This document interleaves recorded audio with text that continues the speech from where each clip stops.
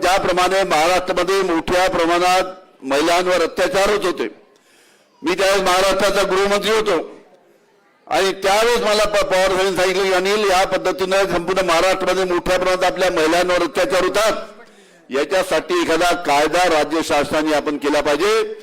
आणि त्यावेळेस मी गृहमंत्री असताना शक्ती कायद्याचं एक आम्ही बिल आणलं आणि शक्ती कायदा करत असताना आम्ही महाराष्ट्रामध्ये जेवढे पक्ष आहेत, काँग्रेस, राष्ट्रवादी, शिवसेना, बीजेपी या सर्व पक्षाचे आमदार त्या समितीमध्ये घेतलेत. 7 पक्षाचे आमदार समितीमध्ये घेतले. प्रत्येक पक्षाचे 3-3 आमदार, 21 आमदारांची कमिटी केली. त्याच्यामध्ये तज्ञ काही वकील घेतले, तज्ञ जे आयपीएस अधिकारी, IAS अधिकारी अशी घेऊन व्यापक एक कमिटी केली आणि ती कमिटी करून आम्ही ज्या पद्धतीनं महिलांवर अत्याचार होता, महिलांवर बलात्कार झाला, आम्ही त्या कमिटीने निर्णय घेतला.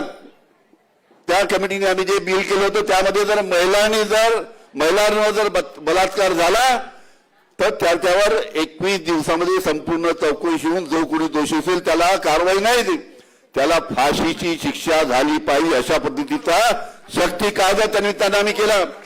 महाराष्ट्राच्या विधानसभेने आवटे साहेब, महाराष्ट्राच्या विधानसभेने त्या शक्ती कायद्याला मंजुरी दिली, महाराष्ट्राच्या विधान परिषदेने त्याला मंजुरी दिली आणि आम्ही राज्य शासनाद्वारे आम्ही गृहमंत्री तो कायदा केंद्राकडे मंजुरीसाठी पाठवला.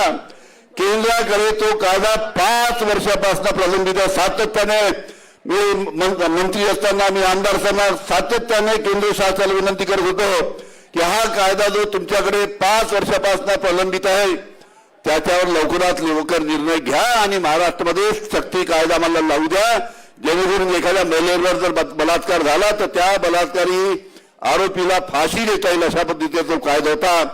पण हे केंद्र शासन त्याच्या बाबतीत काही करायला तयार नाही. हे अतिशय खेदाने मला इथे सांगू लागतं.